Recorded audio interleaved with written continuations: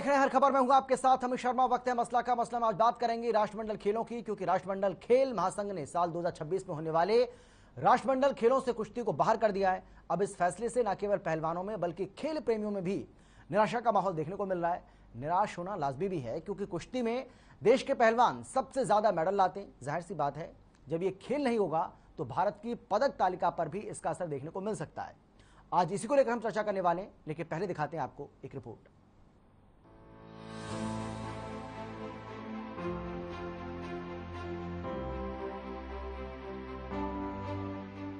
कुश्ती खिलाड़ियों को राष्ट्रमंडल खेलों से बड़ा झटका लगा है। दरअसल राष्ट्रमंडल खेल यानी कॉमनवेल्थ गेम से कुश्ती को बाहर कर दिया गया। अब देश के पहलवान साल 2026 में ऑस्ट्रेलिया में होने वाले राष्ट्रमंडल खेलों में दांव नहीं लगा पाएंगे। सीजीएफ यानी राष्ट्रमंडल खेल महासंघ के इस फैसले से हरियाणा के पहलवान और कोच नाखुश हैं। वजह साफ है, क्योंकि हरियाणा के पहलवान राष्ट्रमंडल खेलों में सबसे ज्यादा पदक लाते हैं। अब इन खिलाड़ियों का कहना है कि कुश्ती के साथ साजिश रची जा रही है। साजिश के तहत कुश्ती को लेकर भारत के साथ पक्षपात किया जा रहा है। खिलाड़ियों के लिए, रेसलिंग के लिए बड़े दुख की बात है, क्योंकि कॉमनवेल्थ गेम्स 2026 में बोल रहे हैं कि भाई कुश्ती को शामिल नहीं किया जाएगा। तो सभी इंडियन के लिए और इंडियन रेसलिंग के लिए बड़े दुख की बात है। ऐसा नहीं होना चाहिए, क्योंकि हमारा सबसे पुराना गेम है और रेसलिंग में हम मेडल जीतते हैं। चाहे ओलंपिक लगा लीजिए, वर्ल्ड चैंपियनशिप लगा, कोई भी टूर्नामेंट लगा लीजिए आप, उसमें रेसलिंग में मेडल जीतते हैं। और ऐसे रेसलिंग को बाहर करने की जब भी कोई चर्चा आती है तो बड़े दुख होता है खिलाड़ियों को, रेसलिंग वालों को। तो मेरे हिसाब से ये नहीं होना चाहिए। इस पर एक बार दोबारा से विचार करना चाहिए और कुश्ती को शामिल रखना चाहिए। और जहाँ तक ये कॉमनवेल्थ से कुश्ती को जो निकालने का सवाल है जी, ये खिलाड़ियों के लिए एक बहुत ही गलत संदेश जा रहा है, क्योंकि हर एक जो खिलाड़ी होता है वो एक टारगेट सेट करके अपनी रेसलिंग करता है। तो इस खिलाड़ियों को तो इससे नुकसान है ही है, साथ में पूरे देश को भी इससे नुकसान है, क्योंकि सबसे ज़्यादा जो कॉमनवेल्थ में हमारे पदक आते हैं वो रेसलिंग में आते हैं। तो मेडल टैली पे भी इसका बहुत असर पड़ेगा। जैसे हम 3rd 4th या मेडल टैली में जहाँ भी हम स्टैंड करते थे, उससे हम नीचे ही जाएंगे, क्योंकि हमारे 7, 8, 10 गोल्ड हमेशा होते थे रेसलिंग में ही। तो इंडिया को भी नुकसान है, खिलाड़ियों को इंडिविजुअल तो नुकसान है ही इससे। ये सच है कि राष्ट्रमंडल खेलों में कुश्ती में पहलवान बहुत अच्छा प्रदर्शन कर रहे हैं। राष्ट्रमंडल खेलों से लेकर एशियन गेम्स, ओलंपिक तक में हरियाणा के खिलाड़ी अपना लोहा मनवा चुके हैं। कुश्ती हरियाणा की शान है और सभी पहलवानों की रग रग में बसी हुई है। पहलवानों की मांग है कि सरकार को खिलाड़ियों के दर्द को समझते हुए इस फैसले को लेकर अपना पक्ष रखना चाहिए। कुश्ती निकालने का बहुत दुख हुआ है जी हमें। जो सब कुछ हम इसी पे निर्भर होते हैं। जैसे हम कंपटीशन आता है कॉमनवेल्थ गेम्स, नाम बहुत बड़ा, हम जी जान से मेहनत करते हैं उसे, और उसी को बाहर निकाला जा रहे हैं। तो ये हमारे लिए बहुत दुख की खबर है और हमारी आने वाली पीढ़ी के लिए बहुत गलत है जी निकालना। राष्ट्रमंडल खेलों में भारत ही एक ऐसा देश है जो सभी 20 भार वर्गों में पदक जीतने को चुनौती देता है। पुरुष ही नहीं, महिला पहलवान भी कुश्ती में लगातार शानदार प्रदर्शन कर रही हैं। ऐसे में कुश्ती को बाहर करने से पहलवानों का मनोबल टूटेगा, देश के लाखों युवाओं को निराशा होगी। ये खास करके जो ऑस्ट्रेलिया में 2016 में ऑस्ट्रेलियन गेम होने, वहाँ जो कुश्ती के जो है टीम नहीं है, तो उन्होंने ये गेम निकाल दिया। जो 3 गेम निकाल सकता है जिसमें राष्ट्रमंडल गेम होते हैं। तो मैं फेडरेशन, हमारी जो रेसलिंग फेडरेशन ऑफ इंडिया है, वो भी इसके लिए पूरे प्रयास कर रही है, और भारत सरकार भी। तो इससे क्यों जो हिंदुस्तान में खेल जो बहुत ही 200 से 400 साल पहले का जो गेम है कुश्ती, और इससे जो कुश्ती प्रेमी जो कुश्ती लड़ते हैं, जो जुड़े हुए हैं, उनको काफ़ी जो झटका लगा है, सब मायूस हैं। कुश्ती संघ ने नहीं निकाला गेम को। ये जो गेम हो रहे हैं 2026 में ऑस्ट्रेलिया में, तो वहाँ के ऑस्ट्रेलिया की जो ओलंपिक एसोसिएशन है, ये उनका डिसीजन है, ये भारतीय कुश्ती संघ का डिसीजन नहीं है। और ये बड़ा ही शर्मनाक डिसीजन है, क्योंकि कुश्ती एक ऐसा खेल है जो 200 से ज़्यादा देशों में खेला जाता है और बहुत पॉपुलर है पूरे वर्ल्ड में। तो इसको दोबारा से डालना चाहिए, उनको अपनी गलती सुधारनी चाहिए। ऐसा करते हैं कई चीज़ों में। जब इनकी टीम जैसे कोई देश कराता है ना, तो उनके अच्छे खिलाड़ी नहीं होते, वो क्या करते हैं रेसलिंग को, उनके रेसलर अच्छे नहीं होंगे, निकाल ऐसे कर देते हैं। 2000 टोक्यो में आपको पुरानी बात याद होगी, जब 2020 में जो टोक्यो में होना था, उसको रेसलिंग को भी निकाल दिया था, लेकिन उस टाइम रशिया ने और बहुत देशों ने विरोध किया और एकदम वापस वो आ गए थे इस तरह। तो इसमें भी ऐसा ही होगा, ऐसा नहीं अभी इसका बहुत विरोध होगा और ये वापस आएगी, क्योंकि इसमें हमारे हमेशा देखिए इंडिया का बहुत अच्छा इसमें एक अच्छा रिस्पॉन्स रहता है, अच्छे मेडल आते हैं हमारे। मतलब अगर छः कैटेगरी हैं, छः मेडल हमारे पूरे आए हमेशा।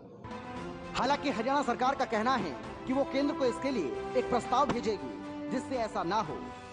ये बड़ा चिंता का विषय है, निश्चित तौर से इसके बारे में बातचीत की जाएगी। कुश्ती तो जो है प्रमुख खेल है हरियाणा का, और हमारे बहुत से जो हैं नौजवान हैं, हमारी लड़कियां हैं, उन्होंने पूरे दुनिया में देश का नाम रोशन किया है। और पुराने टाइम में तो नंबर 1 पे जो था वो भारत में तो कुश्ती को ही मनाया था ना, तो ये टाना मैं समझता हूँ गलत है। माननीय मुख्यमंत्री भी जहाँ उचित स्थान होगा वहाँ पे इस बात को उठाएंगे। वैसे कॉमनवेल्थ गेम्स 2026 से सिर्फ कुश्ती को ही आउट नहीं किया गया, बल्कि निशानेबाजी और तीरंदाजी को भी बाहर का रास्ता दिखा दिया गया। जाहिर सी बात है, जब ये खेल नहीं होंगे तो भारत की पदक तालिका पर भी इसका असर नजर आएगा। भारतीय ओलंपिक संघ ने इसे भारत के साथ घोर अन्याय बताया। कुश्ती में भारत की धाक का अंदाजा इसी से लगाया जा सकता है कि इन खेलों में भारत ने 102 पदक अपने नाम किए हैं, जिनमें 43 स्वर्ण, 37 रजत और 22 कांस्य पदक शामिल हैं। राष्ट्रमंडल खेलों में स्वर्ण पदक विजेताओं में विनेश फोगाट, सुमित मलिक और बजरंग पुनिया का नाम शामिल है, जबकि रजत पदक विजेताओं में पूजा ढाडा, मौसम खत्री और बबीता फोगाट हैं। वहीं कांस्य पदक वालों में सोमवीर काद्यान, साक्षी मलिक और किरण बिश्नोई के नाम शामिल हैं। खास बात यह है कि हरियाणा की कुश्ती को लेकर बॉलीवुड में दंगल और सुल्तान जैसी फिल्में भी बनाई जा चुकी हैं, जो जबरदस्त हिट भी रही। देश में कुश्ती को लेकर जो जुनून है, उस पर अब सरकार क्या स्टैंड लेगी, इसके लिए इंतजार करना होगा। ब्यूरो रिपोर्ट, हर खबर। तो बिल्कुल यही आज हमारी चर्चा का विषय है, लेकिन कौन कौन खास मेहमान हमारे साथ मौजूद हैं उनसे आपका हम परिचय करा देते हैं। हमारे साथ परविंदर जी जुड़ गए, जो कि खेल एक्सपर्ट है। इसके साथ ही हमारे साथ भूपेंद्र सिंह गहलावत जी जुड़ गए हैं, जो कि बीजेपी के प्रवक्ता हैं, भारतीय जनता पार्टी की ओर से अपना पक्ष रखेंगे। और इसके साथ ही हमारे साथ सुरेश रोड जी जुड़ गए हैं, जो कि कांग्रेस के प्रवक्ता हैं, कांग्रेस पार्टी की ओर से अपना पक्ष रखते हुए यहाँ पर नजर आएंगे। आप सभी का बहुत बहुत स्वागत है। और परविंदर जी, सबसे पहले मैं आपके पास आते हुए, कितना बड़ा झटका इसको आप पहलवानों के लिए खासतौर पर मान रहे हैं, क्योंकि भाई कुश्ती की अगर हम बात करें तो कुश्ती में हरियाणा का अपना एक अहम योगदान है, और किस तरीके से हमारे प्रदेश के खिलाड़ी, हमारे देश के खिलाड़ी पहलवानी में दांव लगाते हैं, किस तरीके से मेडल लाते हैं, हम सभी को पता है। लेकिन कुश्ती के अलावा तीरंदाजी और निशानेबाजी, इन दोनों को भी बाहर का रास्ता दिखा दिया गया है। कितना बड़ा झटका मानते हैं आप? सर, मैं तो इस चीज के लिए सबसे पहले आपको बधाई देता हूं कि आप इस विषय को इतनी जोरदार तरीके से उठा रहे हैं, क्योंकि ये एक तरीके से कॉमनवेल्थ गेम या कोई भी गेम हो, वो देश, एक देश को दूसरे देश से जोड़ते हैं।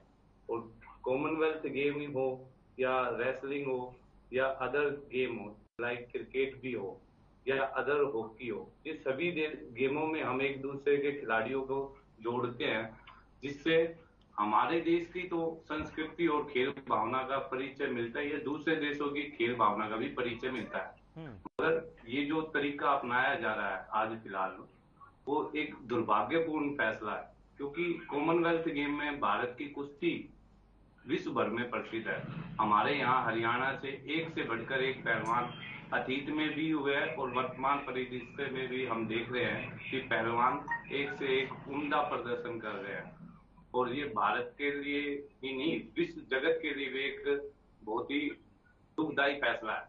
इससे खिलाड़ियों की भावना तो आहत होती है, इससे देशवासियों की भावना भी आहत होगी।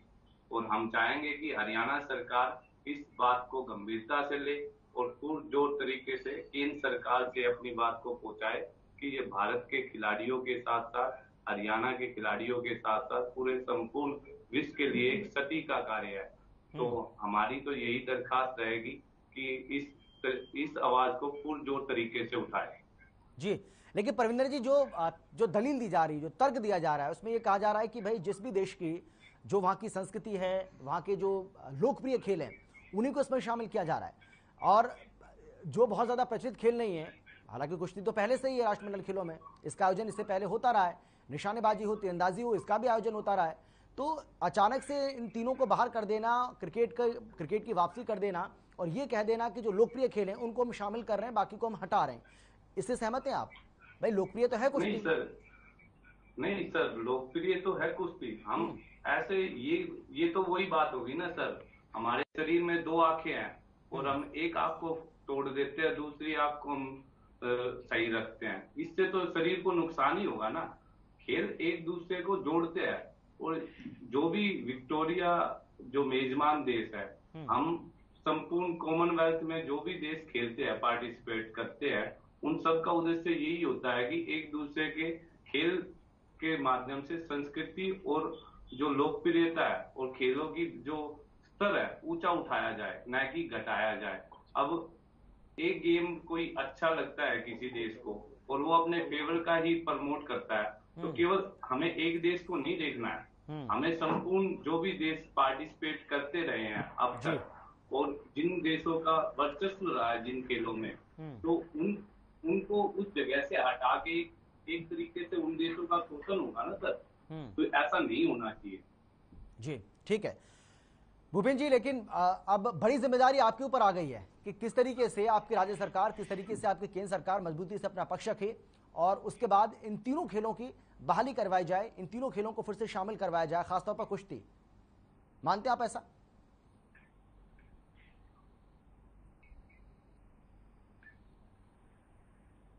भूपेन जी आवाज आ रही है आपको मेरी? सुन पा रहे हैं क्या आप मुझे? हाँ आवाज आ रही है, आवाज आ रही है। जी, सवाल सुना आपने मेरा?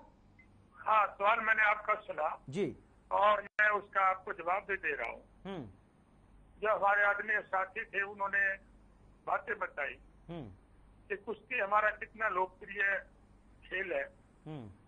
अब तो बहुत सारी सुविधाएं हो गई। जब हरियाणा में सुविधाएं नहीं थी तब भी मिट्टी में या दूसरे मिट्टी खोद के हमारे जो युवा हैं वो इस कुश्ती में बहुत ही रुचि रखते थे और रुझान शुरू से कुश्ती में हमारा रहा है।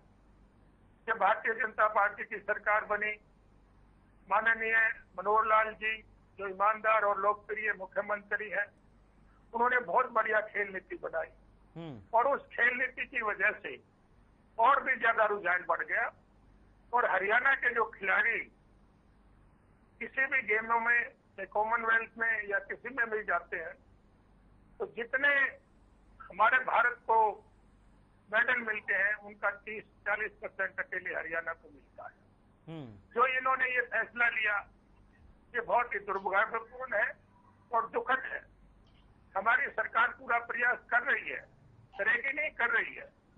हमारी हरियाणा की सरकार केंद्र की सरकार के माध्यम से प्रस्ताव भेजेगी कि ये जो निर्णय उन्होंने लिया है इस पर पुनः विचार किया जाए और ये जो बहुत ही लोकप्रिय हमारे गेम है इसको उसमें शामिल करने का काम किया जाए।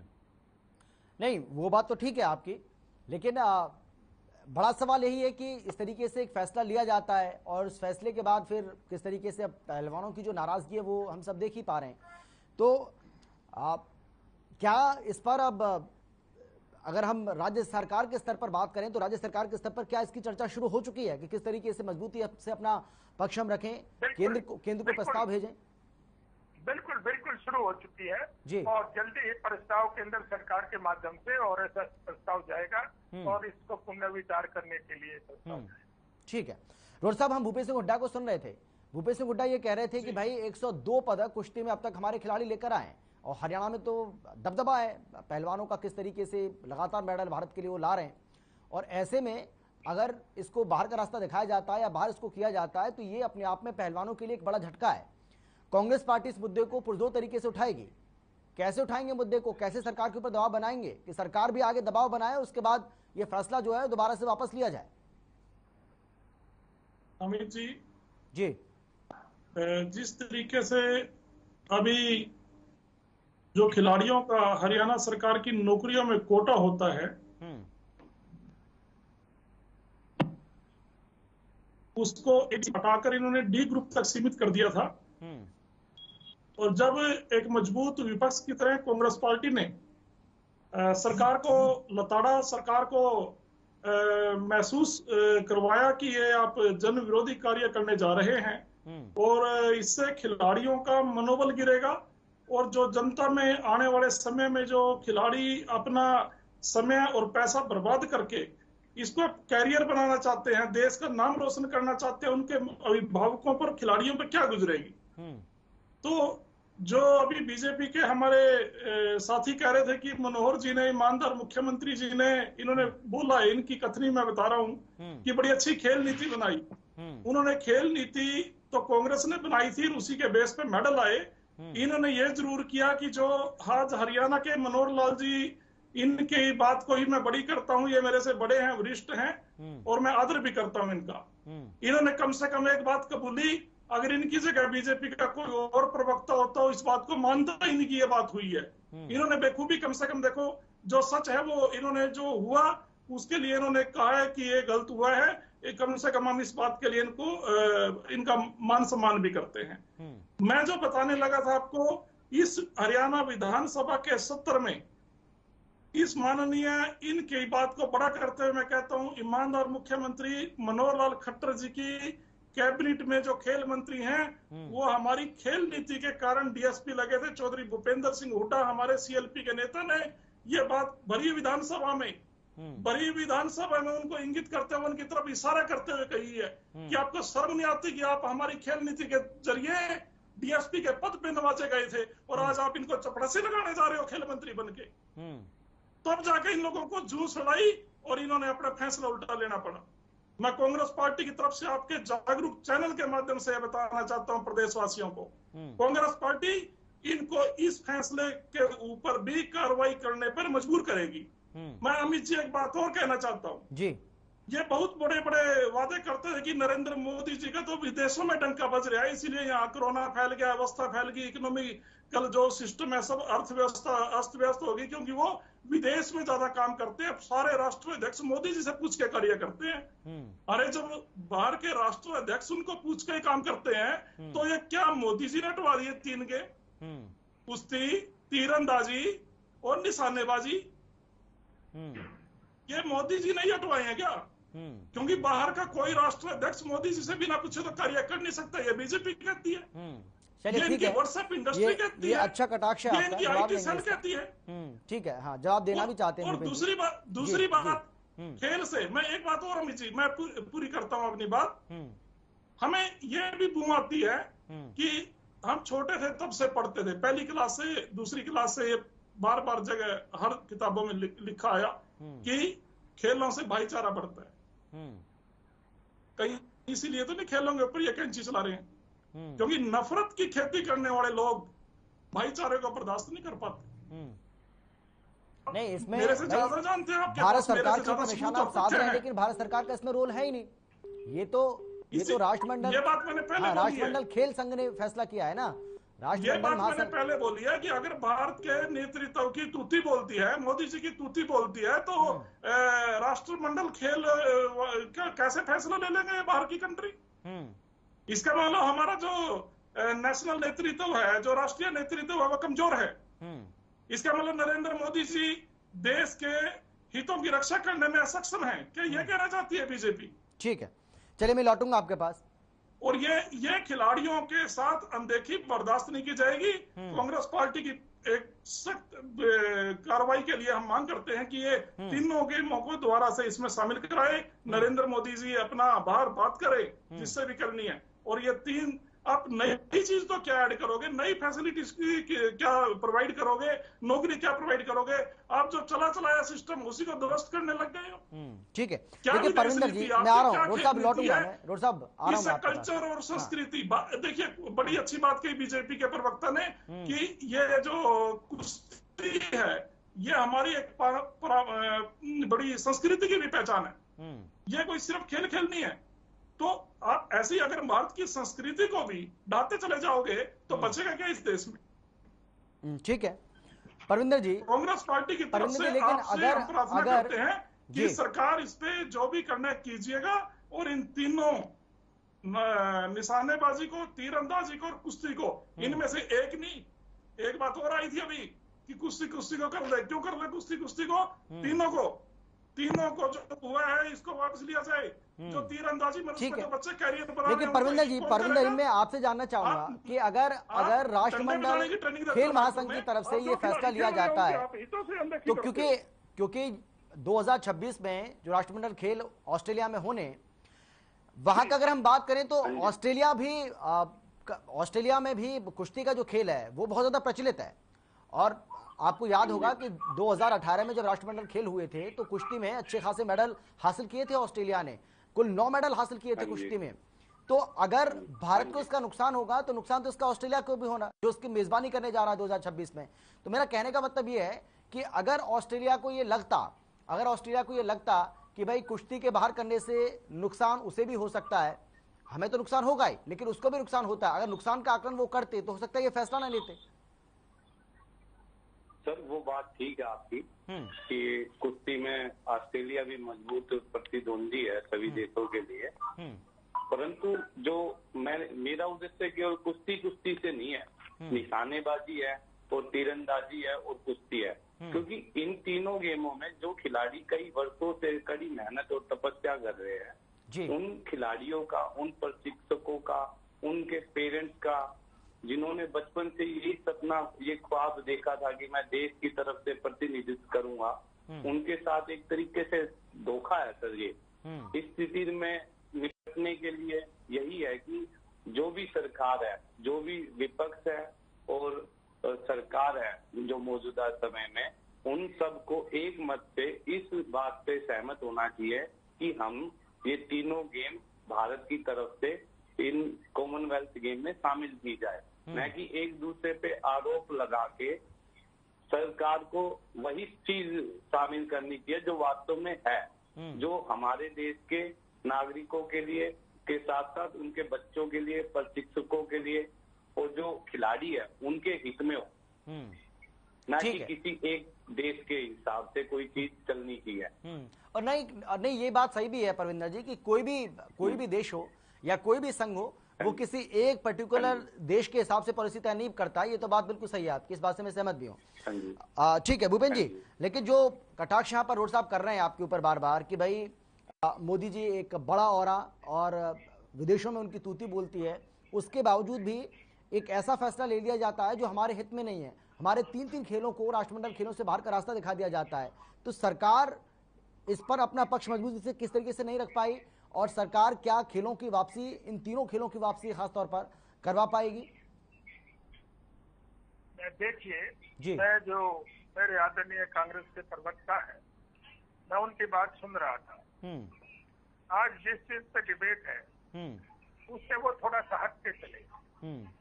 उनका कहने का तरीका ये था कि जैसे हरियाणा प्रदेश की सरकार ने भी ये फैसला लिया हो और ये फैसला उन्होंने अपने लेवल पे लिया है, उसमें कोई हमारे ये मोदी जी की बड़ी बात करते हैं, बड़े आदमी होंगे, मैं तो हरियाणा प्रदेश तक ही सीमित रहूंगा।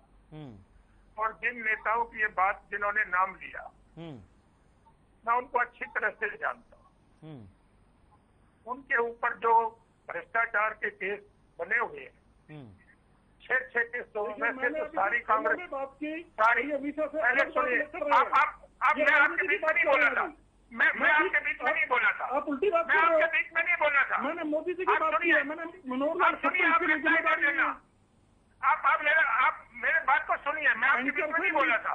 किनको विषय पर लेके आइए, उस विषय पर डिबेट करना चाहते हैं, अगर उस विषय पर डिबेट करना चाहते हैं सुरेश रोड, उसके लिए विचार है, आप उसके कर लीजिएगा। आप विषय क्या है, आप विषय से बाहर मुझे ब्लेम कर रहे हैं। कोशिश किया, विषय से तो आप भटक गए, विषय तो आप अलग चले गए।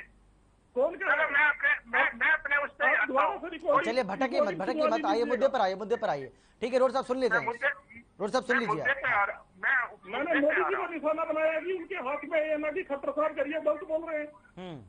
एक बात होती है कि आंखों देखा झुठलाया नहीं जाता और कान सुना, ये दोनों बातों को नहीं नहीं नहीं भूपेन जी, उनका कहने का मतलब ये था कि भाई देखिए ये बात सही है कि भारत की दुनिया भर में तूती बोलती है, भारत एक मजबूत देश के रूप में उभर रहा है, इसमें कोई शक नहीं है।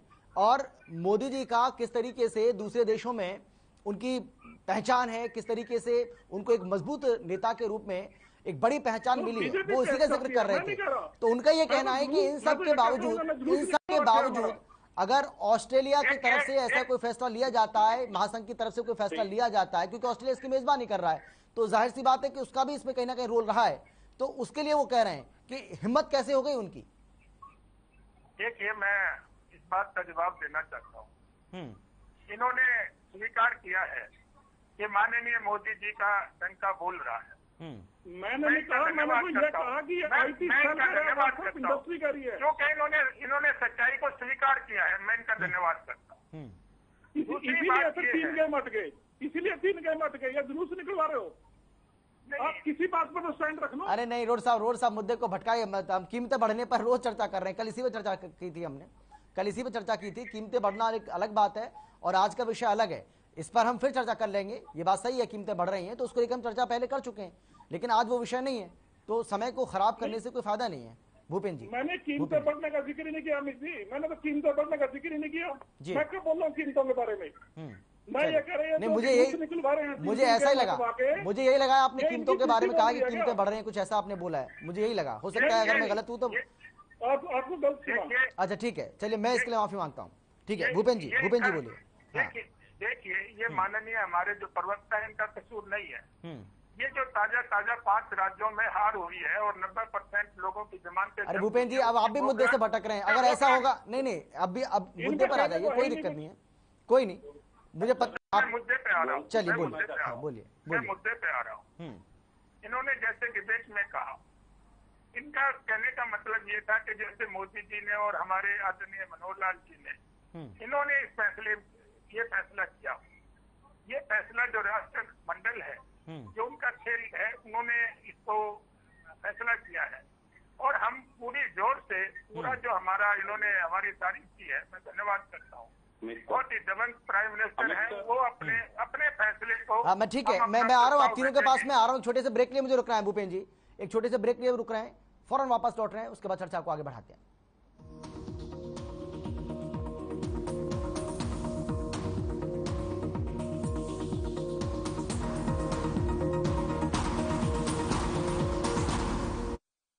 पंजाब है जसप्रीत का ठिकाना, मुंबई है आदर्श का आशियाना, केरल का गोविंद निवासी, कोलकाता में जन्मे है काशी। हर हिंदुस्तानी की शान, ARB बियरिंग्स जोड़े सारा हिंदुस्तान। पर ये दिल है कि चख रहा है उन्हीं अल्फाजों का। दूर कितना भी जा, इस जुबान से दूर ना जा पाओगे।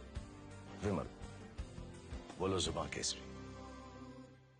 मेरे जैसा कोई दूसरा? चुलबुलापन जिसकी हर बात में घुल जाए, जिंदगी में रंग भर दे। मेरी जैसी मेरी अपनी पताका चाय, गजब का स्वाद।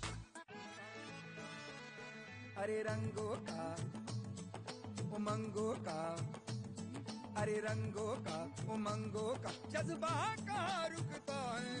मन साफ है तेरा अंदर तो बाहर दिखता है। हर रिश्ते का एहसास रखते हैं, हर घर में अपनी पहचान खास रखते हैं। हम निर्मा एडवांस हैं, मन की तरह कपड़े भी साफ रखते हैं। Nirma advance. Hey mom, hey, look, I can download a song really fast. I can make dosas faster. Must be joking. Bus, 3 easy steps. Mix with water, spread batter, fry. गाना डाउनलोड हुआ? नहीं, पर तब तक मैं इडली बनाती हूँ। हमने बनाया किड्स से। गुरुजी खस सिरप की ताजगी, बादाम कीसर की ठंडक और रोज के रिफ्रेशिंग टेस्ट से हो जाओ summer ready. Guruji thandai and sharbat now available on Amazon, Paytm and Flipkart। के लिए उड़ चला की ज़मीं पर, खुशबू अपनेपन की ढूंढता। दूर कितना भी जा, इस जुबान से दूर ना जा पाओगे। विमल, बोलो जुबान केसरी। मेरे जैसा कोई दूसरा? चुलबुलापन जिसकी हर बात में घुल जाए, जिंदगी में रंग भर दे। मेरी जैसी मेरी अपनी पताका। पताका चाय, गजब का स्वाद। अरे रंगों का उमंगों का जज्बा कहाँ रुकता है, मन साफ है तेरा अंदर तो बाहर दिखता है। जो अच्छा हो जो सच्चा हो वही तो दिखता है। हम निरमा एडवांस हैं, मन की तरह कपड़े भी साफ रखते हैं। निरमा एडवांस। पंजाब है जसप्रीत का ठिकाना, मुंबई है आदर्श का आशियाना, केरल का गोविंदन निवासी, कोलकाता में जन्मे है काशी। हर हिंदुस्तानी की शान, ARB बियरिंग्स जोड़े सारा हिंदुस्तान। अरे रंगों का उमंगों का, अरे रंगों का उमंगों का जज्बा कहाँ रुकता है, मन साफ है तेरा अंदर तो बाहर दिखता है। हर रिश्ते का एहसास रखते हैं, हर घर में अपनी पहचान खास रखते हैं। हम निरमा एडवांस हैं, मन की तरह कपड़े भी साफ रखते हैं। निरमा एडवांस।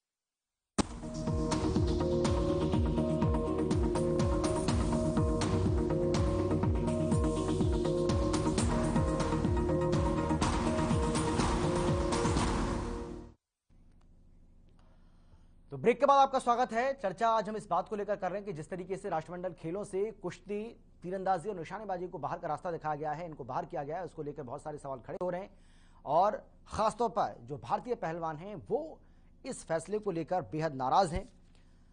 राष्ट्रमंडल खेल महासंघ ने यह फैसला लिया है और 2026 में ऑस्ट्रेलिया के विक्टोरिया में जो राष्ट्रमंडल खेल होने हैं उसमें कुश्ती का आयोजन नहीं किया जाएगा, उसमें तीरंदाजी का आयोजन नहीं होगा और उसमें आपको निशानेबाजी का जो इवेंट है वो भी देखने को नहीं मिलेगा, जो फैसला अभी लिया गया। हालांकि ये कहा जा रहा है कि इन तीनों खेलों को अपना पक्ष रखने का मौका जरूर दिया जाएगा और अपना पक्ष अगर ये मजबूती से रख पाए तो हो सकता है कि इन खेलों की वापसी हो भी जाए।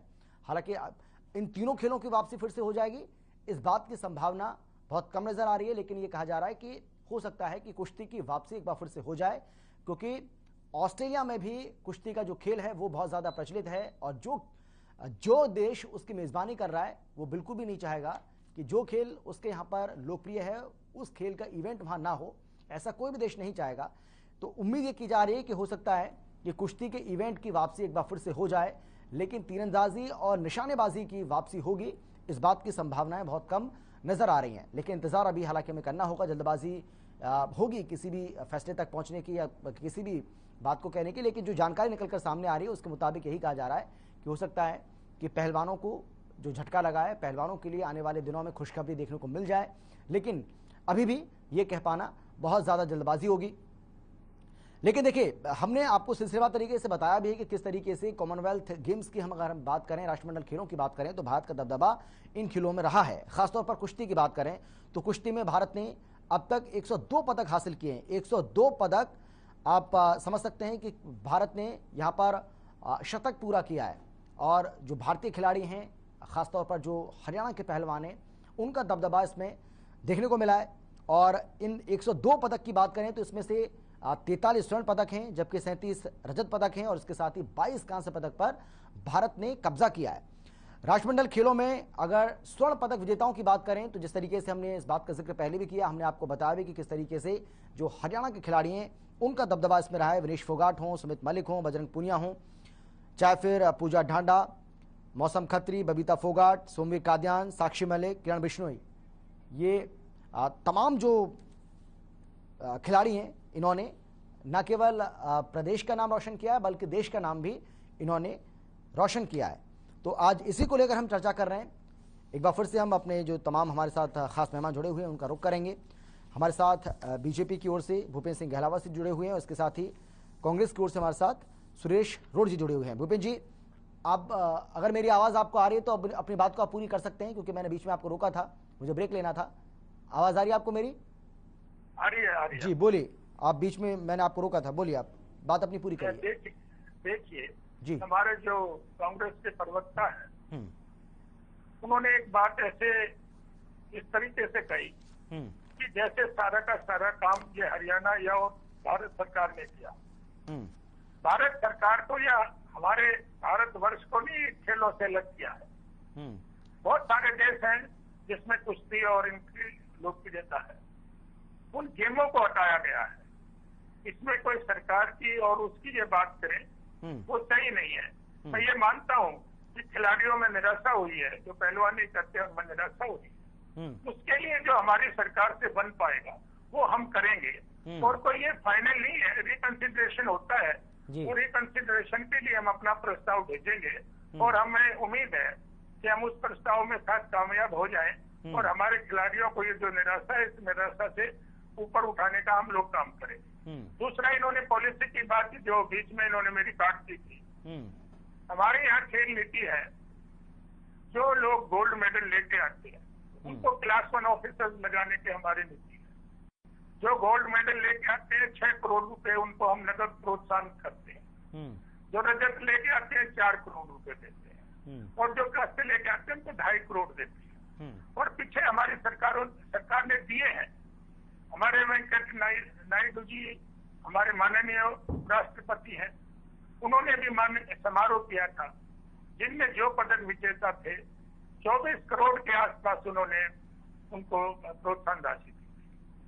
और ये जो सारे क्लब जितने हम पूरे गांव में क्लब बना रहे हैं, बहुत सारी हम नर्सरियां खोल रहे हैं, स्टेडियम बनने लग रहे हैं।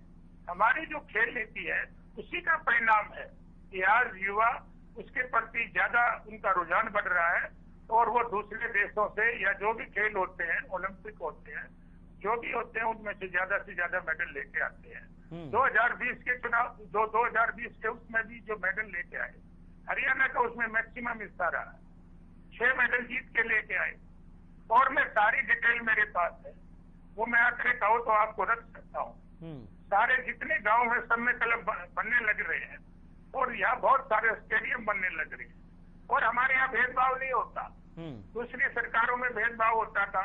खेलों में भी जो चुनाव चुन के जाते थे बच्चे, उनमें भी भेदभाव होता था। यहाँ पारदर्शिता है बिल्कुल।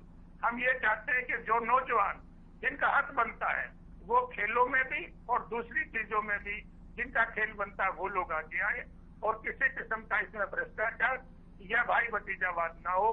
दूसरी सरकारों की तरह हमारी सरकार नहीं है, ना यहाँ कोई भाई भतीजावाद है, ना यहाँ कोई वंशवाद है और ना कोई युवराजों की पार्टी है। यहाँ तो आम आदमी की पार्टी है। आम आदमी के लेके चाहे खेल नीति हो, चाहे शिक्षा नीति हो, चाहे कोई भी हो, हम आम आदमी के लिए हमारी पार्टी काम करती है। और जो आखिरी लाइन में आदमी बैठा होता है, हमारी कोशिश होती है कि वो हर तरीके से चाहे खेल में हो चाहे शिक्षा में हो उनको स्थान मिले। भाई भतीजावाद की हमारी पार्टी में, बीजेपी पार्टी में किसी किस्म की कोई जगह नहीं है, ना यहाँ कोई वंशवाद है। यहाँ सारे तरीके प्रजातंत्रिक तरीके से जो पारदर्शिता है उससे होती है। ठीक है, लेकिन रोड साहब देखिए, ये एक ऐसा मसला है कि इसमें ना तो राज्य सरकार का कोई रोल है, ना ही इसमें केंद्र सरकार का कोई रोल है। ये बात तो आप भी मानिए, जो फैसला लिया गया है वो किसी तीसरे पक्ष ने फैसला लिया है। अब पैरवी इन दोनों सरकारों को करनी है, ये बात बिल्कुल सही है, लेकिन इसके लिए सरकार को कोसना ये कहां तक जायज है। और दूसरा, मैं आपसे ये कह रहा हूं कि भाई क्योंकि आप विपक्ष में और मजबूत विपक्ष की भूमिका आप इस पूरे मसले को लेकर निभा सकते हैं, वो आपको करने की जरूरत है या सरकार को कोसने की जरूरत है जो आप कोस रहे हैं? देखिए, तो आप अपने शब्दों पे कंट्रोल करो मुझे जी। कोसना क्या होता है?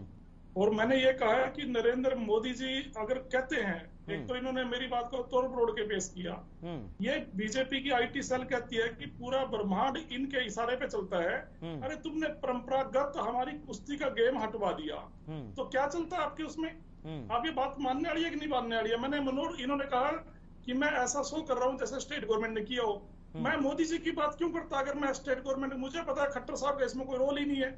जो खट्टर साहब का रोल था, मैंने बिल्कुल समय अवधि के अंदर और विषय के ऊपर रहते हुए मैंने कहा कि उन्होंने ABC नौकरियों में जो खिलाड़ियों का आरक्षण होता है वो खत्म करके डी कर दिया था। विधानसभा की कार्रवाई में डिस्कशन हुई, आपको भी पता होगा और बीजेपी के प्रवक्ता को भी पता होगा, लेकिन सच्चाई को कबूल करते हुए आपको सांप सूंघ जाता है दोनों को। आपने ये बात क्यों नहीं की? अब ये कह रहे थे कि खिलाड़ियों में खेल नीति में ये होता है वो होता है। अरे 150 पेज की खेल नीति पढ़ के थोड़ी सुनाओगे यहाँ पर। मैंने आपसे सवाल किया कि आपने ABC का कोटा क्यों खत्म किया, जब हमारे नेता चौधरी भूपेंद्र सिंह हुड्डा साहब ने खेल मंत्री को बोला। नहीं, क्या ये सच नहीं है रोड साहब? रोड साहब अब एक मिनट रुकिए। रोड साहब, अगर आप सवाल मुझसे पूछ रहे हैं तो मैं आपसे सवाल कर रहा हूँ। मैं आप, क्या ये सच नहीं है कि हरियाणा सरकार इनामी राशि दूसरे राज्यों से सबसे ज्यादा देती है? क्या ये सच नहीं है? अरे वो खेल नीति हमारी बनाई हुई है ना। क्या ये सच नहीं है? क्या इनामी राशि को सरकार ने बढ़ाया है? क्या इनामी राशि को सरकार ने बढ़ाया है? क्या ये सच नहीं है? क्या ये सच नहीं, आपने देखिए, अब अगर आपने मुझसे पूछा तो मैं जवाब दे रहा हूँ आपको। मैं जवाब आपसे दे रहा हूँ, सवाल भी मैं आपसे कर रहा हूँ। तो सर मैं ये आपसे कह रहा हूँ, देखिए मैं ये कह रहा हूँ कि आप बुराई करिए, आपको पूरा अधिकार है, लेकिन उसकी एक सीमा होनी चाहिए। मैं आपसे ये कहना चाह रहा हूँ कि ये एक ऐसा मसला है, मैं आपसे ये कह रहा हूँ, नहीं मेरी भाषा बिल्कुल ठीक है, ये बुराई की बात नहीं है। एक हेल्दी डिस्कशन हो रही है खिलाड़ियों के ऊपर और खेल के ऊपर। हाँ। आप इस डिबेट को किस तरीके से कहाँ ले जा रहे हो? नहीं मैं तो जहाँ ले जाना चाह रहा हूँ वहीं लेके जा रहा हूँ, लेकिन आप इसको घुमाने की कोशिश कर रहे हैं। चैनल से मैं जानना चाहता हूँ मिस्टर अमित, मैं आपसे ये एक बात जानना चाहता हूँ, ABC के कोटे खत्म करे आपने, क्यों इस बात को आप आगे करते हैं? नहीं, हमने सब उठाया, ऐसा नहीं है। विपक्ष ने भूमिका हमने उठा नहीं, हरियाणा विधानसभा में विपक्ष ने भूमिका निभाई। सर मैं क्या कह रहा हूँ, आप वो बात समझ ही नहीं रहे मेरी। कांग्रेस पार्टी दोबारा से ऐसे बनाएगी इनको? नहीं भाई, आप कहते हो कि आप इस पे इनको कोसने से बात नहीं बनेगी, आप विपक्ष की भूमिका निभाओ। मैंने बैठते ही आपके चैनल पे एक बात कही, जिस तरीके से ABC आरक्षण को बहाल कराया दोबारा से, तो उसी तरीके से इन गेमों के लिए भी कांग्रेस पार्टी सरकार के साथ कंधे से कंधा मिला के खड़ी है और सरकार का मजबूर करेगी एक मजबूत कार्रवाई करने के लिए, एक मजबूत पैरवी करने के लिए अंतर्राष्ट्रीय स्तर पर। आप विषय को तोड़ मोड़ के कैसे पेश कर रहे हो? ठीक है भूपेन जी बोलिए, जवाब दीजिए। देखिए, इन्होंने मजबूत विपक्ष की बात करी और उन्होंने ये कहा कि हमने उनको बाध्य किया। आपकी सरकार ने विधानसभा में माना है मजबूत विपक्ष को, और तभी आपने अपना फैसला उठा लिया। एक मिनट में मैं ये निकाल के मैं चैनल छोड़ दूंगा। मिस्टर अमित जी, मैं चैनल आपको बोलने के लिए बोला भी नहीं, आप अपने आप बोल रहे हो। आपको किसी ने नहीं बोला, एंकर ने नहीं बोला, आपको मेरी बारी में बोल रहे हो। लेकिन रोड साहब धमकी तो मत दीजिए ना कम से कम। अमित जी, रोड साहब मैं 1 मिनट, रोड साहब आपको पूरा मौका दिया जा रहा है ना बोलने का। आपको मैं 1 मिनट में अपनी बात खत्म करता हूँ। हाँ बोलिए आप। मैं सिर्फ ये कहना चाहता हूँ कि जब विधानसभा में कांग्रेस पार्टी ने मजबूती से मामला उठाया, जो ABCD श्रेणी का आरक्षण था, सरकार ने घुटने टेकने पड़े, बात माननी पड़ी। उसी तरीके से हम इन तीनों गेमों के लिए अंतर्राष्ट्रीय स्तर पर पैरवी करने के लिए केंद्र सरकार को भी मजबूर करेंगे और मजबूती के साथ इस मुद्दे को उठाएंगे, खिलाड़ियों के साथ अनदेखी नहीं होने देंगे। लेकिन मैं बीजेपी प्रवक्ता चैनल दोनों से यह जानना चाहता हूँ, क्या नौकरियों में आरक्षण भी अंतर्राष्ट्रीय स्तर की किसी एजेंसी ने खत्म किया था हरियाणा में ABC का? क्या वो मनोहर लाल खट्टर सरकार ने नहीं किया था? क्या वो बीजेपी की सरकार ने खत्म नहीं किया था? आप लोगों को भ्रमित क्यों कर रहे हो? ठीक है, जवाब ले लें रोड साहब, अगर आपकी बात पूरी हो जवाब ले लेते हैं। दोनों बातों पे आप स्वीकार कीजिए कि आपने घुटने टेके हैं, आपने यू टर्न लिया है, आपने कांग्रेस पार्टी की बात को असेंबली में विधानसभा के 70वें पटल में मानना पड़ा है। ठीक है, अब जवाब ले लेते हैं। भूपेन जी जवाब दीजिए। देखिए, मैं अपने आदरणीय साथी का जवाब दे देता हूँ, लेकिन मैं ये प्रार्थना भी करता हूँ कि ये बीच में ना बोले। मैं इनके बीच में नहीं बोला था। एक तो ये कहते कि हमने मजबूर करके घुटने टिका। मैं कहता हूँ हरियाणा में विपक्ष कहाँ है? हरियाणा में कांग्रेस कहाँ है? अलग अलग कटोरियों में तो इनकी छीट बट रही है, कोई विपक्ष नहीं है। नहीं भूपेन जी वो तो एक अलग मामला हो गया ना, उसका इससे क्या लेना देना? इन्होंने जो ये कहा है घुटने टेकने की बात की, मैं उसका जवाब दे रहा हूँ। और कांग्रेस पार्टी तो यहाँ कोई है ही नहीं, ना विपक्ष है। और जो इन्होंने ये हमारे पे एलिगेशन लगाया कि इन्होंने BCD में वो नौकरियों में आरक्षण बंद किया। हमने आरक्षण बंद नहीं किया। हमने जो लोग गोल्ड मेडल जीत के आते हैं उनके लिए आरक्षण रखा। ये आरक्षण किस लिए बंद हुआ था? ये बंद नहीं हुआ, ये किस लिए रोक थी कि जो पिछली सरकारों में गलत तरीके से सर्टिफिकेट ले लेते थे, बोगस सर्टिफिकेट लेके नौकरियां पा लेते थे, सिर्फ हमने उनको रोकने का काम किया है। जो लोग गोल्ड मेडल जीत के आएंगे, कांस्य पदक जीत के आएंगे, रजत पदक जीत के आएंगे, उनको नौकरियों में किसी किस्म की कोई वो नहीं है। सबको हम नौकरी भी देंगे और प्रोत्साहन राशि भी देंगे और सम्मान जितना भी होगा उनका उतना सम्मान देंगे। हमारे यहाँ कोई भाई भतीजावाद नहीं होता है। हम जो भी पारदर्शिता रखते हैं, जो जिसका हक बनता है वो उसको मिलता है। कोई यहाँ 19-20 नहीं होती। दूसरी पार्टियों की तरह हमारी इस पार्टी में नहीं है। यहाँ तो सारी पारदर्शिता है, न वंशवाद है। सब अपने काम करते हैं, ईमानदारी से काम करते हैं, लोकप्रियता। तभी पेपर लीक होते हैं, तभी इतने पेपर लीक हुए हैं, पारदर्शिता है। कमाल कर रहे हो।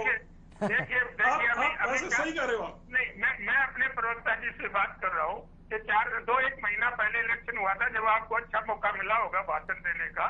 इसलिए आप थोड़ा सा शांति भी रखा करिए। अपना जवाब आप जवाब मांगते हो, आप अपनी बात कहते हो तो दूसरे की आप प्रवक्ता साहब, अब बात ऐसी कर रहे हो, रुका ही नहीं जाता। आप बात ऐसी कर रहे हो, आज तक सारे पेपर लीक होने लग रहे हैं, आप पारदर्शिता की बात करते हो। कोई भी नहीं रुक सकता मेरी जगह, कोई भी नागरिक होगा प्रदेश का, आपको सलाम करेगा साष्टांग। सारे पेपर लीक और पारदर्शिता, कमाल होगी बिल्कुल।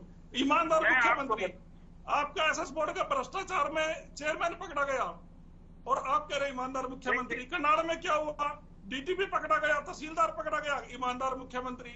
अरे कोई भी कबूल नहीं करेगा इस बात को आप कह रहे हो। जो आप अपना उपहास मत उठाइए, आप अच्छे आदमी हैं। वो देखिए, वो यूं कहते हैं कि छाल तो बोले, छालनी भी क्या बोले। सारी ज्यादातर कांग्रेस के लोग जमानत पर हैं और जिनकी ये बहुत तारीफ कर रहे हैं, उन पे तो 6-6 केसों में जमानत पे है। वो उन आप बात करते हैं, हम बात नहीं करेंगे तो कौन करेगा। हमारे मुख्यमंत्री की तरफ कोई भी आदमी उंगली भी नहीं उठा सकता। अब पारदर्शिता की बात नहीं करेंगे तो और कौन करेगा। और कोई कांग्रेस करेगी जिसके सारे लोग भ्रष्टाचार में डूबे हुए होंगे, वो पारदर्शिता की बात करेगी। आप कीजिए ना कार्रवाई, बने होंगे। आप डरते क्यों हो, कार्रवाई कीजिए। नहीं, हम कार्रवाई कर रहे हैं। हम किसी का, हम ये नहीं बदले की भावना से कार्रवाई नहीं कर रहे। मैं आपको खुला करता हूँ। रोहतक का टाउन प्लानर, रोहतक का तहसीलदार रंगे हाथों ऐसे नहीं पकड़ा गया जैसे मनोहर लाल खट्टर जी का पकड़ा गया। आप जमानत की बात कर रहे हो, मैं खुली बात कर। चलिए मुद्दे पर आ जाते हैं सर, चलिए मुद्दे पर आ जाते हैं। अब मुद्दे पर आते हैं, जो आज का विषय उस पर आ जाते हैं। उनके जिले में रोड साहब मुद्दे पर आ जाते हैं। अब भूपेन्द्र जी मुद्दे पर आते हैं, मुद्दे पर आते हैं। चलिए हाँ, क्वेश्चन बताइए। हाँ, नहीं मैं हमारा अपना जवाब दिया है कि हमारी खेल नीति बहुत बढ़िया है। हम खिलाड़ियों को पूरी तरह से ईमानदारी से प्रोत्साहित करते हैं और जो ये भी हुआ है, हमारी सरकार पूरी मजबूती के साथ, हरियाणा प्रदेश की सरकार पूरी मजबूती के साथ केंद्र की सरकार के माध्यम से हम इसको रिकंसिडर के लिए रखेंगे और हमें उम्मीद है कि ये रिकंसिडर होगा और जो हमारे खिलाड़ी है वो निराश नहीं होंगे, ऐसे हमारी उम्मीद है। और उसके लिए जितना भी प्रयास होगा, हमारी पार्टी सारा प्रयास, सरकार प्रयास करे। ठीक है रोड साहब, भरोसा हो रहा है आपको? इतना भरोसा दे रहे हैं आप भूपेंद्र जी, अब तो भरोसा कर लीजिए। अगर ये ऐसा करते हैं, हम इनका मुंह मीठा कराएंगे। ये कीजिएगा, हम अच्छे काम के लिए हमेशा है। खिलाड़ियों के लिए हम राजनीति छोड़ देंगे। खिलाड़ियों के लिए अगर बीजेपी एक पहल करती है और ये करती है, हम इनको शाबाशी देंगे। भैया बीजेपी की तो खेल नीति है ही ऐसी। जब 6-6 करोड़ रुपए की जो हम राशि दे रहे हैं, कांग्रेस ने तो कभी नहीं दी। 4 करोड़ की दे रहे हैं, कांग्रेस ने कभी नहीं दी। हमने जो खेल नर्सरी बनाने कभी नहीं दी। हमने मोरनी में जो खेल नर्सरी नहीं, लेकिन ऐसा भी नहीं है ना भूपेन्द्र जी, अगर आप इस बात को कहेंगे तो इस बात को तो कोई नहीं मानेगा। भाई ऐसा थोड़ी है कि पहलवान जो है वो जब से आपकी सरकार आई है तभी से देश का नाम रोशन कर रहे हैं या प्रदेश का नाम रोशन कर रहे हैं या तभी से मेडल ला रहे हैं। भाई ऐसा तो है नहीं कि 102 पदक जो आए ये 102 पदक पिछले 7 साल 8 साल में तो आए नहीं है। भाई 102 पदक कुश्ती में अगर भारतीय पहलवान लेकर आए तो क्या ये माना जाए कि सिर्फ ये 7-8 साल में लेकर आए? इसके पहले पदक नहीं आते थे। जब गेम ही बंद हो गए तो देंगे किसको धनवासी है? नहीं, मैंने ये नहीं कहा। मैंने ये कहा कि अब जो हमारी खेल नीति बनी है उससे ज्यादा हमारे को मेडल मिल रहे हैं, ज्यादा लोग प्रोत्साहित हो रहे हैं, ज्यादा हमारी खेल नर्सरी तैयार हो रही है, ज्यादा हम पहलवान तैयार कर रहे हैं, ज्यादा हम निशानेबाज तैयार कर रहे हैं। ये नहीं है कि पहले नहीं होता था, पहले होता था, लेकिन अब हमारी पॉलिसी के तहत वो ज्यादा होने लगे, दुगने और तिगने मेडल हम लोग लाने लगे। और हमारी जो खेल नीति है उसका रिजल्ट आप देखना, एक पूरे दुनिया के अंदर हमारे यहाँ के खिलाड़ी जो है, खास तौर पर हरियाणा के, इनका डंका बजेगा। पहलवानी में पहले भी डंका बजता था और ये डंका पूरे उच्च स्तर पर बजेगा, ये आप देख लेना। और मैं जो कांग्रेस के भाई हमारी तारीफ की है प्रधानमंत्री मोदी जी का, डंका बजने के बाद स्वीकार की है, और माननीय जो जुलूस निकाला वो आप भी जानते हो। आप बार बार उनका जिक्र करके क्यों उनके बारे में 2 शब्द सुनना चाहते हो? आप कह नहीं सकते, हमारे मुंह से सुनना चाहते हो। आप भी कांग्रेस पार्टी की विचारधारा से सहमत हो। आप मोदी जी के बारे में कह नहीं सकते, आप हमारे से सुनते हो। देखो बात ये है, अगर उनकी नहीं रोड साहब लेकिन जो भूपेंद्र जी कह रहे हैं कि भाई हमारी पॉलिसी ऐसी है, हमारी जो खेल पॉलिसी है, हमारी स्पोर्ट्स पॉलिसी ऐसी है कि अब ज्यादा संख्या में मेडल लेकर आ रहे हैं भारतीय खिलाड़ी जो हैं या प्रदेश के खिलाड़ी, पहले इतने नहीं लाते थे। इस पर क्या कहना चाहेंगे? आपकी टिप्पणी चाहता हूं मैं इस पर। नहीं, देखिए एक खेल नीति हमने बनाई है, उसके परिणाम धीरे धीरे आते हैं। मैडम देखिए, आप भी अमित जी जानते हैं, कोई एक दिन में तो आता नहीं। एक खिलाड़ी को 2-4 साल प्रैक्टिस करनी है, मेहनत करनी पड़ती है, पसीना बहाना पड़ता है, तभी तो मेडल आएगा। बिल्कुल सही बात है। जो खेल नीति कांग्रेस बना के गई, इन्होंने तो उसको एक तरह से कंजूसी की है। आप गेम कोई बार कर रहे हो, आप नौकरियों के लिए उनका मनोबल तोड़ रहे हो। कौन खिलाड़ी आएगा? दमवासी और ये फैसिलिटी आप दोगे किसको? आप ये बताइएगा, आप किसको दोगे ये फैसिलिटी? पीछे आपके ओलंपिक संघ ने खुद ऑब्जेक्शन उठाया था कि आप ये फैसिलिटी बंद कर रहे हो। इन्होंने खेलों का बजट कम किया है। अगर इस विषय पर भी आ जाए तो ये कांग्रेस के आगे कहीं नहीं टिकते। ये खिलाड़ियों को सिर्फ गुमराह करके और ये नकली IT सेल बीजेपी की वो वाहवाही लूट रही है। बाकी इनको कोई सरोकार नहीं है, ना खिलाड़ी से, ना किसान से, ना युवा से, ना महिला से। ये सिर्फ बैंक लूट के भागने वालों को प्रोत्साहित करते हैं। ठीक है भूपेंद्र जी, जल्दी से जवाब दीजिए, समय मेरे पास बहुत कम है। भूपेंद्र जी जल्दी से जवाब। देखिए इन्होंने ये सारी जो नकली की बात की, ये बहुत ही बुरी बात है। और नकली की अगर बात होती तो अभी 1 साल पहले चुनाव होते और कांग्रेस 1 महीना पहले चुनाव हुए, कांग्रेस इतने बढ़िया होती तो 90% लोगों की जमानत की जरूरत न होती। हमारी जनता ने साबित किया कि हमारी पॉलिसी बढ़िया है कि कांग्रेस की पॉलिसी बढ़िया है। आज पूरे दुनिया के अंदर माननीय ओवैसी को खड़ा करके आप केजरीवाल को खड़ा करके जीते हैं। आपको कितने % वोट मिला है आप बताइए? 1600 MLA अगर मोदी जी के 800 MLA हमारे। चलिए, आप दोनों मुद्दे से भटक रहे हैं, मेरे पास समय की कमी है। रोड साहब आपका, भूपेंद्र जी आपका शुक्रिया चर्चा में शामिल होने के लिए, अपनी बात रखने के लिए। लेकिन अब इंतजार इस बात का है कि केंद्र सरकार की तरफ से किस तरीके से मजबूती से अपना पक्ष रखा जाता है। राज्य सरकार को केंद्र सरकार के पास प्रस्ताव भेजना है, उस प्रस्ताव में क्या कुछ कहा जाता है, किस तरीके से मांग इसमें की जाती है, और केंद्र सरकार फिर आगे अपने पक्ष को किस तरीके से रखती है, और क्या इन तीनों खेलों की वापसी हो पाएगी, ये अपने आप में एक बड़ा सवाल बना हुआ है। और अगर ऐसा संभव हो पाता है तो ये उन खिलाड़ियों के लिए एक खुशी का मौका होगा, एक बड़ी बात होगी उन खिलाड़ियों के लिए जो रात दिन मेहनत करते हैं, अपना पसीना बहा रहे हैं, लेकिन जब उन्हें पता चलता है कि कुश्ती का इवेंट हो, तीरंदाजी का इवेंट हो या निशानेबाजी का इवेंट हो, इसको राष्ट्रमंडल खेलों से बाहर कर दिया गया है, तो उन्हें वाकई में झटका जरूर लगता है। और यही वजह है कि आज हमने इस पर मसला किया, इस पर हमने गंभीर चर्चा की। फिलहाल इतना ही, छोटे से ब्रेक के बाद फौरन